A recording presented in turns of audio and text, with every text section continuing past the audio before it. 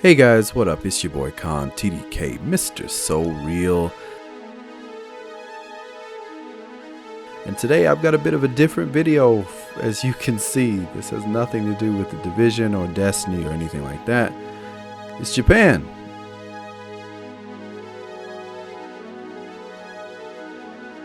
About a little bit over a week ago, if you didn't know, there's something called the Tokyo Game Show that happens every year around this time. And I know a lot of you guys are interested in Japan and want to know stuff about Japan. So today I'm going to talk about my experience at the 2016 Tokyo Game Show. All right, let's do this.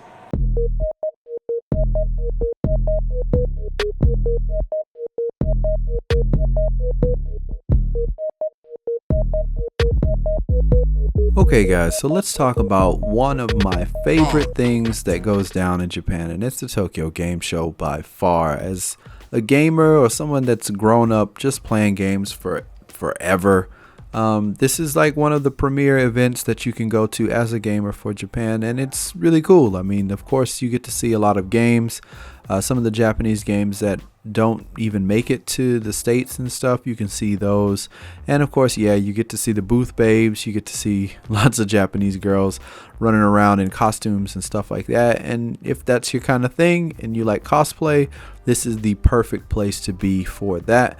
But if you're going for the games, there's lots of games to see from every different genre. It was a lot of fun for me to see the Street Fighter 5 demo that was going on at the Twitch booth. They were actually having the EVO Japan tournament. If you know anything about fighting games, EVO is like one of the biggest fighting tournaments that goes down in the world, basically. And they were having a Japanese version with a lot of really prominent Street Fighter players that came from all around the world. I got to see Punko, and I got to see Gamer B. I actually met Cien after the whole event was over. If you don't know who these people are, these are like pretty much top tier Street Fighter players, and it was really cool to be able to just go out and see people like that playing the games and having a good time, and all of that stuff was being streamed, so it was really good. I really did enjoy that. Now, of course, a lot of the major companies and stuff were there, like Sony and Bandai and all those other like really top Japanese companies. They were all there, and it was cool going over there. But the thing about it that really is painful about the Tokyo Game Show is the lines. Like, there are so many people that are there, and it is just crazy. You can easily wait like 4 hours to play one game, and the event is not really that long that you can, if you had to wait 4 hours for one game, you definitely cannot play more than 2 games. It would be impossible at that point because the show really isn't that long. One game that I saw at the game show that really kind of surprised me, that I didn't actually expect there to be such a presence, I would say, was Mafia 3. And I played the Mafia games. I played Mafia 1 like completely through, and the driving in that was the driving race was really hard. But I do remember Mafia as being a really good game. I played it on PC, and when I heard about Mafia 3 being set in a kind of New Orleans with actually a black protagonist, I was like, whoa, this is kind of interesting. And then with it being set in the 60s, I was really kind of interested in the game, and I wanted to know more about it. And seeing it in the Tokyo Game Show with as big of a kind of setup that it was, I was really kind of impressed by what 2K did with the Mafia kind of branding and the way that they were promoting it in Japan. A lot of times companies come to Japan and they don't really have such a strong showing, so to see a story-based game, kind of not really multiplayer game, but a story-based game like that really getting a full treatment was really cool. The one downside to the 2K Mafia kind of display was that there was no hands-on time, and I was really looking forward to it. I thought that with this long line, people were going to get a chance to play for maybe, I don't know, five minutes or so, or maybe even less, but there was no hands-on time. There was just a kind of closed demo, and they had people from 2K who were playing the game, and you could kind of watch, and then they had a Japanese narrator talk over it. Unfortunately, I couldn't even record video of the closed demo gameplay, so I'm really a little bit sad about that. I would love to have showed some Mafia 3 to you guys. I don't know if Mafia 3 is on your radar, but it seemed like a really good story-based game. I love GTA. I love those kinds of open world games. So to see Mafia 3 the way that it was, and to see how gritty it really was, and the way that they were telling their story, it was really interesting to me, and it was something that I'm really looking forward to playing when it comes out. It looks like a really dope game.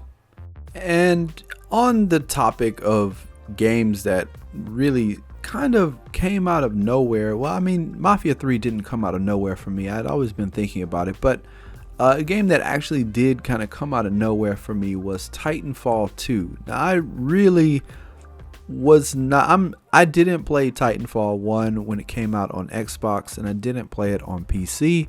So from what I knew about Titanfall was it was, you know, kind of like a really fast-paced, quick to kill COD type shooter. That was my image of it. Now, if you are a Titanfall player, you're probably shaking your head saying, "No, Con, it's nothing like that." And I really didn't know. So please forgive me about that. But the cool thing was that just coincidentally, one of the guys from Respawn was walking around the show, and I just kind of bumped into him, and we just started talking. And it was really cool that developers, especially in that kind of setting, are so approachable and really easy to talk to. And I think that's one of my favorite things about the Tokyo Game Show, is being able to meet people who are not Japanese, and just kind of freely go up and talk to them, and, you know, talk about Japanese culture and Japanese things with them, and they really actually listen. And that, I think that was one of the key things that I took away from my conversation with Ronnie at Respawn, is that, you know, he was really receptive to the thoughts that I had about the game after we played it. He actually invited me and some of my friends over to the Titanfall 2 setup booth, and we got a chance to play it, and it was a lot of fun. It was actually a lot more fun than I thought it was gonna be. It was really fast paced.